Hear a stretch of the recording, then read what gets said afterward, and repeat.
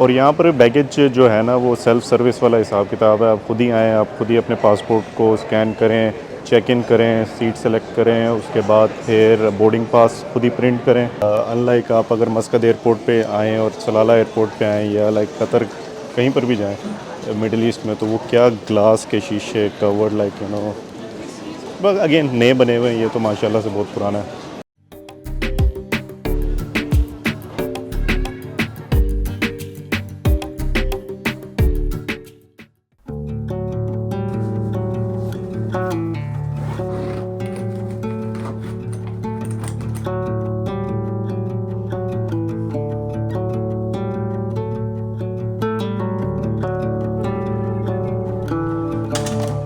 अस्सलाम वालेकुम एवरीवन, उम्मीद है आप लोग सब खैरियत से होंगे। मैं हूं मोहम्मद कासिम और आप देख रहे हैं मुझे अपनी स्क्रीन्स पर for the last time all the way from New York. तो अभी हम लोग जा रहे हैं फ़िलहाल, क्योंकि फ़्लाइट भी रात में ही है, तो मैंने करना ये है कि अपना लगेज एयरपोर्ट पे छोड़ूंगा, वहाँ पर स्टोरेज फैसिलिटी यूज़ करेंगे और उसके बाद जाएंगे क्रिकेट स्टेडियम, क्योंकि क्रिकेट स्टेडियम वहीं पर क्वींस में ही आसपास है। वहीं पर या तो एयरपोर्ट पे नाश्ता करेंगे या स्टेडियम में करेंगे। 42nd स्ट्रीट और एम्पायर स्टेट बिल्डिंग को लास्ट टाइम गुड बाय। तो जल्दी से एयरपोर्ट जाते हैं, सामान छोड़ते हैं और वहाँ पर से सीधा स्टेडियम मैच देखने के लिए। और मैच देखने के बाद आपको टूर करवाएंगे JFK टर्मिनल 4 का। चेक करते हैं कि वहाँ पर क्या क्या फैसिलिटीज़ हैं, क्या क्या ऑप्शंस हैं और वहाँ क्या कर सकते हैं। ये है जी मेडिसन स्क्वायर और यहाँ से हम लोग जाएंगे अंदर सबवे में। शुक्र है एलिवेटर मिला, वरना आपका भाई जो है इस वक्त बैग उठा उठा के फिर रहा है। बड़ा ना अजीब सा लाइक इतने अच्छे तरीके से ना इन लोगों ने साइन बोर्ड्स नहीं लगाए हुए।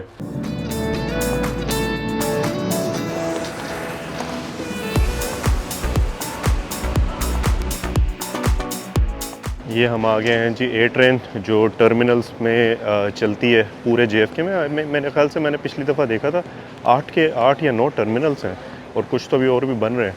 But just look at the stations.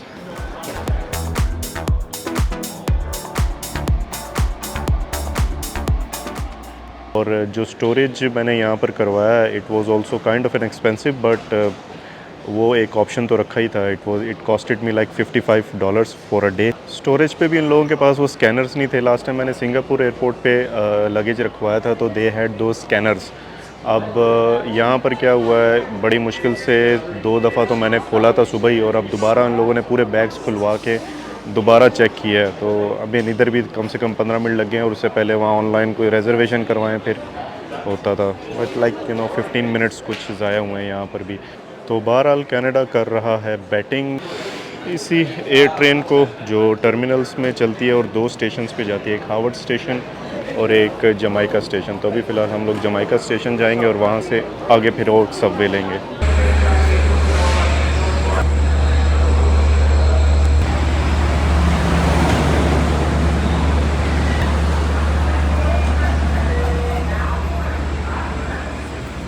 This station is Jamaica. This is the train to Penn State.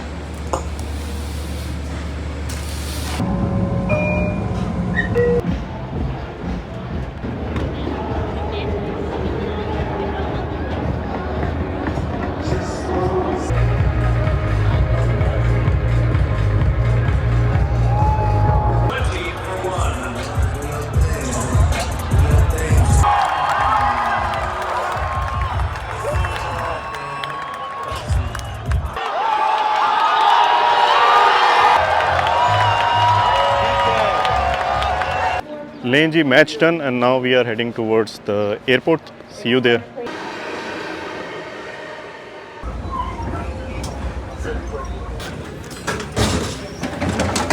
वापस आ गए हम लोग लॉन्ग आइलैंड रेल स्टेशन से उतर कर जमाइका स्टेशन ए ट्रेन के लिए। तो अब हम लोग चलेंगे सीधा टर्मिनल 4 में।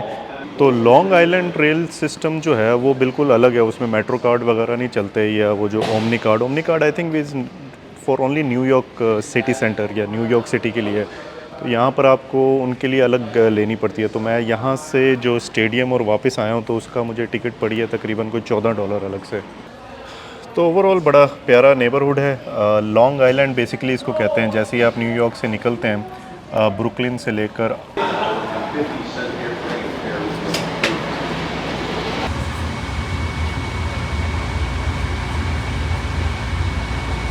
लें जी, हम JF के टर्मिनल 4 के बाहर मौजूद हैं।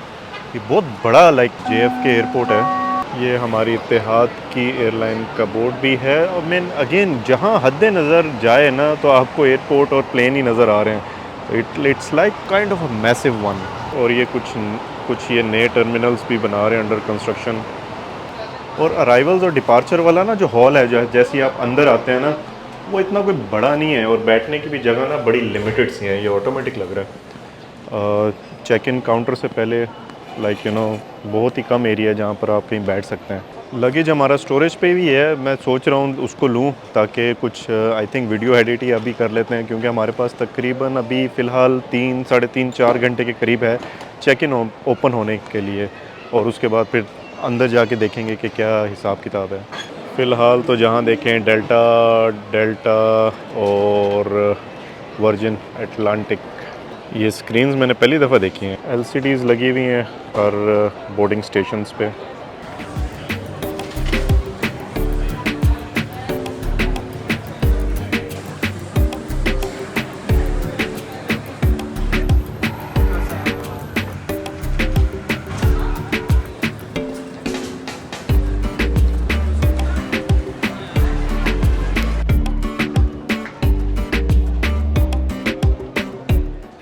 राइट जी, इमिग्रेशन क्लियर बहुत ही लंबी लाइन थी, लेकिन ये था कि वो घंटे नहीं लगे जिस तरह आ रहे थे, लेकिन उससे 2-3 घंटे पहले बहुत ज़्यादा रश था। एक कोने से दूसरे कोने से तीसरे कोने, वापस टू एंड फ्रो। बहुत ही हेक्टिक टाइप या तो यह जगह भी बहुत छोटी सी है इन लोगों की। बहरहाल बैठे हुए थे, तकरीबन 3 घंटे थे मेरे पास, मैं कुछ नहीं कर पा रहा था, तो इसी वजह से मैंने वीडियो एडिट की है, रेडी हो गई है, अपलोड कर दी है। कल आप लोगों ने खैर देख ही ली होगी। उसके बाद बैग रैपिंग करवाया तो अच्छा खासा, यहाँ पर भी $20 ऑलमोस्ट 8 रियाल। ये है जी ड्यूटी फ्री। फ़िलहाल हम B गेट्स की तरफ हैं, एक्सप्लोर करते हैं क्या हिसाब किताब है यहाँ पर। फूड एंड गिफ्ट्स, अच्छा उस तरफ है जी एक गेट्स, वहाँ पर तो हमने वैसे ही जाना है, तो यू टर्न लेते हैं और B की तरफ चलते हैं पहले। अच्छा वेलकमिंग सा इन्वायरमेंट है।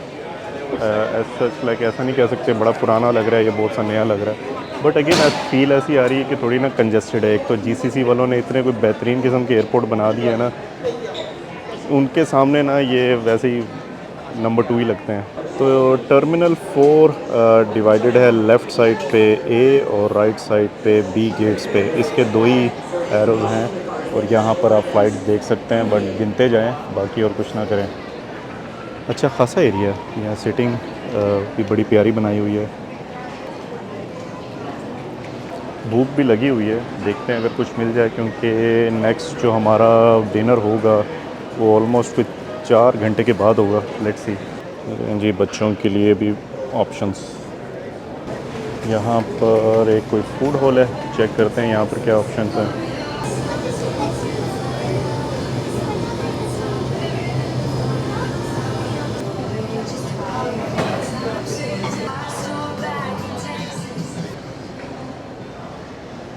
खुशबू बहुत अच्छी आ रही थी, बट हमारे मतलब की कोई चीज़ नहीं थी।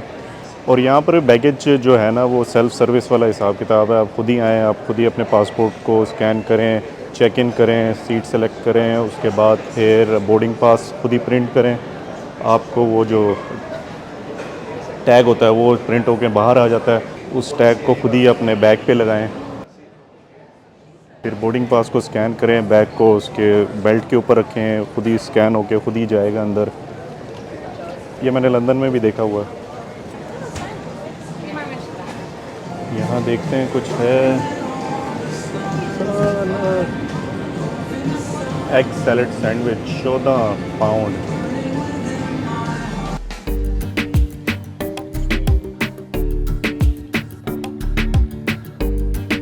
ये लें जी, एक पूरा नया टर्मिनल कंस्ट्रक्ट हो रहा है। आई थिंक यहाँ से हम ट्रेन में गुजरे। हाँ जी, वो देखें, वो ट्रेन जा रही है।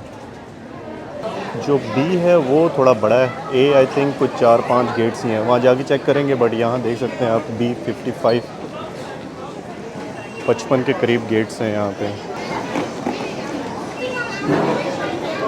ये देखें, मैं इनकी बात कर रहा होता हूँ।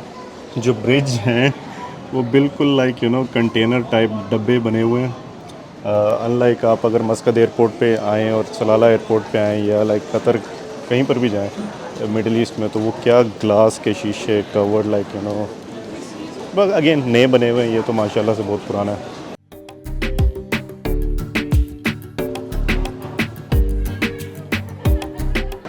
यहाँ पर सिम कार्ड क्या कर रहे हैं जाते वक्त, ये देखें जी जहाज़ों की ज़रा लाइन चेक करें आप लोग। मेनली डेल्टा एमिरेट्स खड़ा हुआ है यहाँ पर, इत्तेहाद भी था, आई थिंक वो दूसरी फ़्लाइट थी, हमारी नहीं थी। सो JFK ये बना था सर 1948 में इसकी ओपनिंग हुई थी। It's the busiest airport of the New York state और अमेरिका का ऑल टुगेदर तकरीबन ये छठा बिज़ीएस्ट एयरपोर्ट है। पीछे की तरफ इतना कुछ ख़ास नहीं है, ड्यूटी फ्री शॉप्स वगैरह या खाने पीने के ऑप्शंस ये 28 तक ही, आगे कुछ भी नहीं है। लग नहीं रहा होंगे शायद, लेकिन हम थके हुए हैं थोड़े से, भूख लग रही है तो चलना ज़रा कम हो रहा है। एक ही तरफ चलते हैं और देखते हैं वहाँ पर क्या ऑप्शन है और रास्ते में देखते हैं अगर कुछ मिल जाए हमें खाने के लिए। एयरलाइंस चेक करें, JFK में ऑलमोस्ट 90 एयरलाइंस ऑपरेट करती हैं। Just look at the numbers, वैसे ज़्यादातर डेल्टा नज़र आ रही है। एक ही तरफ ही ज़्यादातर जो एशियन एयरलाइंस हैं वहाँ पर आती हैं, तो हो सकता है कि वहाँ पर हमें कुछ हलाल ऑप्शंस मिल जाएं।